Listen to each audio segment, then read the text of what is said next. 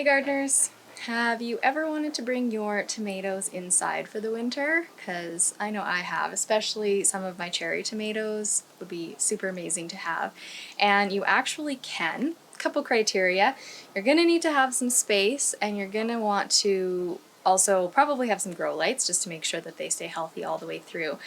But as you may or may not already know, tomatoes, they will start to put out new roots up their stems. So all you have to do is take cuttings. So I've got little popsicle sticks where I've labeled here, but these cuttings I have taken off of sort of the little armpit shoots, or the suckers that they're sometimes called, growing, and I'm going to bring a few of them indoors. Couple things to note: as you can see here, these varieties that I am growing, they're about as tall as me, or actually a little bit taller than me, so I'm not going to bring in too many of them because obviously I need to have space for that. But if you're someone who likes really big houseplants, maybe growing a big tomato inside, you're going to need some trellising, some structure, something like that, so sort of think about that if that's something that you wanted to do. But it's very easily done.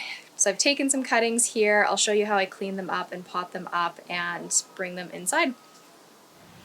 So bringing your tomato plants inside, I've got a cutting about yay big. This is one of the suckers that came off of in between sort of the armpits of other stems.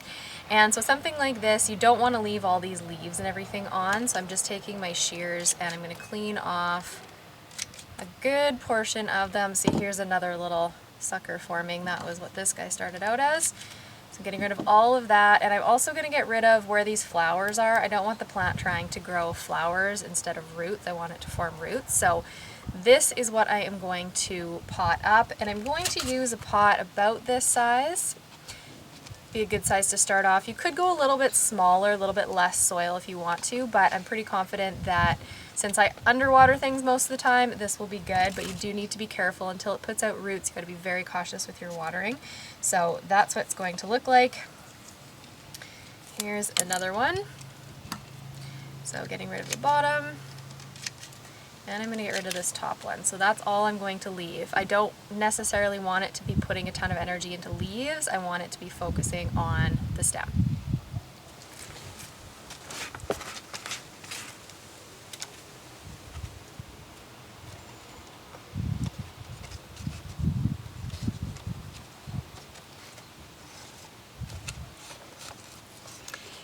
So this guy's got a pretty long stem, and I'm just going to kind of give it a bend over like that just to encourage more opportunity for roots to grow a little bit quicker so that it sort of speeds up the process.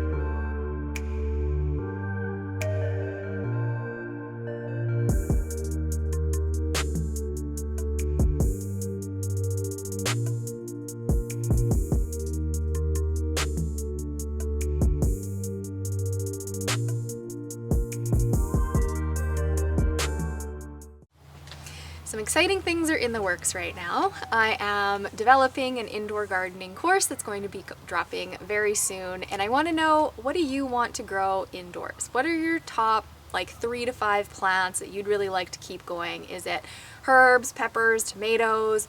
Do you want to grow leafy greens? Do you want to grow bok choy? Like, what are those plants that you'd really love to be eating in midwinter or continuously harvesting from? In the description, there is a link where you can get on the wait list and be the first to know about when it comes out. You're also going to get special beta launch pricing. And also I've got some questions there that you can just help me answer so that I focus my energy on giving you exactly what you need, and you get to help develop and build out something that's going to really be ideal for helping you get some veggies in your life over the winter that are organically grown all by yourself. Alright, they're potted up. They're very wilty and sad because I have just yanked them off their mother and cut a bunch of things off of them, but I'm going to give them a tiny little bit of a watering. I'm going to put them on my sunny south-facing windowsill for maybe around a month or so until we start to get a little bit shorter days. Then they're going to go under grow lights. But in the meantime, just being very careful about watering them. I'm basically just going to keep the soil moist, and that's it. I'm not adding any extra water sort of above that, because until they start to put out roots, it could rot. You just don't want them sitting in super saturated soil. That means rotted stem, and that's probably going to mean the plant dies. So just be very cautious with that. And after that, they're going to start to get big probably pretty quickly. You're going to have to start moving them up into bigger pots. I'm growing indeterminates, which means it's going to have to be really big, and I'm going to need a lot of space.